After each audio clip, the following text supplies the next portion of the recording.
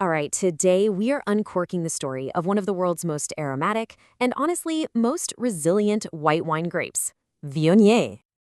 So let me ask you a question.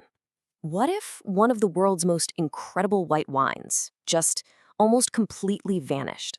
And I'm not just asking some hypothetical here, because that is pretty much exactly what happened to Viognier.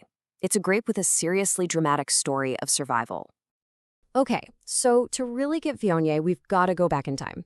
We're heading to its origins in France's northern Rhone Valley to see just how close it came to disappearing for good. So, the history of Viognier, it's a real roller coaster. For centuries, it was doing great. But then it got hit with this brutal one-two punch. First, the phylloxera plague just decimated vineyards across Europe. And on top of that, it's a really difficult and low-yielding grape to grow. This combination brought it right to the edge of extinction. And when I say on the edge, I mean it. Look at this number, 8 hectares. That's it. In 1965, that was the total amount of Viognier left in the entire world, all of it huddled in its home base of Condrieu. To put that into perspective for you, that is barely enough to fill a small city park. The grape was literally on the brink of being lost forever. But thankfully, the story doesn't end there. A small group of really dedicated, visionary growers, people like the legendary Georges Vernet, they just refused to let it die. They saw something special in it, This incredible, unique perfume that no other grape really had, and they figured it was worth the fight. So they replanted this difficult grape on those super steep slopes, and well, they basically set the stage for one of the greatest comeback stories in the wine world. Okay, so it was saved from the brink, which brings up a pretty big question. Why? What is it about this grape that made it so worth saving in the first place?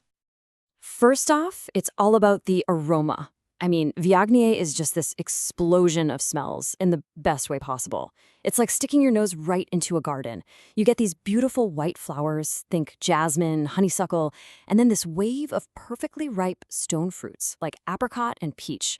It's so intensely fragrant, it's just captivating. But here's the thing.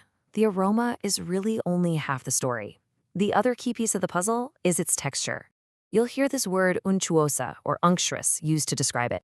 And what that means is it has this rich, almost oily, silky feeling in your mouth. It just coats your palate in this luxurious way that's, well, it's totally unforgettable. So, if we put it all together, you can really see the whole picture.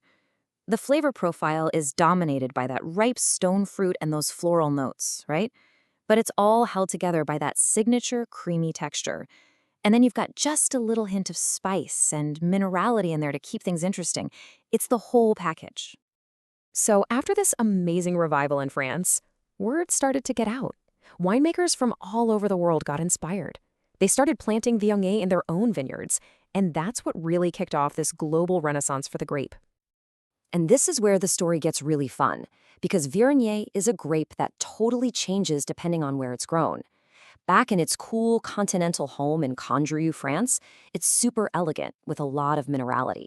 But take that same grape and plant it somewhere warmer, like California or Australia, and bam! It becomes this opulent, fruit-forward powerhouse, bursting with tropical notes.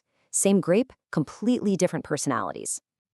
And its world tour didn't stop in the US and Australia. Nope, it's now popping up and finding a home in all these other exciting places. We're talking Chile's cool Casablanca Valley, the high-altitude vineyards in Argentina, South Africa, and even parts of Brazil. It's really spreading its wings. All right, let's get practical. Now that we know what Viognier smells and tastes like, how do we actually use it? Understanding its rich aromatic profile is the key to pairing it perfectly, making both the wine and the food shine. So if you're just starting out, here are 3 pairings that are pretty much foolproof. First, its body and texture make it a dream come true with things like roast chicken or a richer fish like grilled salmon. Second, those beautiful aromatics are a perfect match for soft, creamy cheeses. Think brie or goat cheese. And finally, its bold character means it's one of the few white wines that can actually stand up to the intense spices in something like a Thai green curry or a Moroccan tagine. It's not afraid of big flavors. And this just shows you how incredibly versatile this wine is. On the one hand, yeah, it's an amazing partner for rich, savory dishes, like a saffron risotto. But on the other hand, because it has all those fruity notes itself, it can also harmonize with dishes that have a little bit of sweetness, like, say, a pork roast with an apricot glaze. It's just remarkably flexible. So all this brings us to a really important question about its future. You see, Viognier is a grape that's all about balance. With our climate getting warmer, the big challenge for winemakers is going to be getting those grapes perfectly ripe to develop all those beautiful aromas, but without losing the essential acidity that keeps the wine fresh and vibrant. It's a real tightrope walk. So the next time you find yourself looking at a bottle of Viognier, just remember, you're not just holding a bottle of wine, you're holding this incredible story of resilience. It's a taste of a grape that literally stared extinction in the face and came back stronger, more expressive, and more loved than ever before.